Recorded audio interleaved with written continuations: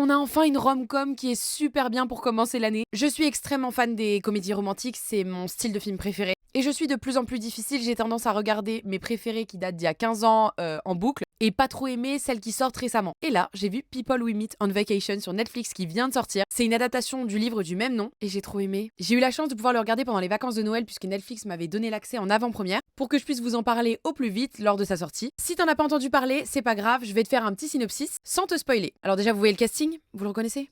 Ma vie, mon oxygène, Tom Blythe qui est genre je l'aime trop, je l'aime trop. Je sais jamais prononcer correctement son nom de famille, donc ne commencez pas. Vous l'avez peut-être déjà vu dans Hunger Games, par exemple. Elle, il me semble qu'elle a joué dans la série My Lady Jane sur Prime Video. En gros, les deux personnages, ce sont des meilleurs amis, Poppy et Alex. Ça commence bien, déjà on se doute de ce qui va se passer. Au départ, leur amitié, elle commence super mal, sachez-le. Mais en gros, le duo part chaque été une semaine en vacances, et c'est souvent à cette occasion-là qu'ils se voient. C'est un peu leur rituel. Tout au long du film, tu vas avoir beaucoup de flashbacks sur différentes fois où ils sont partis en vacances. T'as des trucs qui se passent actuellement et des trucs qui se passent au début de leur amitié. Et on se doute bien que leur amitié va être, perturbée par peut-être des sentiments de l'un de l'autre, on ne sait pas, des éléments perturbateurs. Bref, c'est une rom-com qui se regarde ultra bien. Moi, je n'avais pas lu le livre, mais je connais pas mal de personnes qui l'avaient lu et qui ont dit que c'était vachement cool. Alors, il y a certains éléments qui sont pas effectivement. Mais franchement, c'est good vibes, c'est cool. Et le casting est trop bien, donc franchement, ça joue. Si t'aimes le ciné et les séries, n'hésite pas à t'abonner.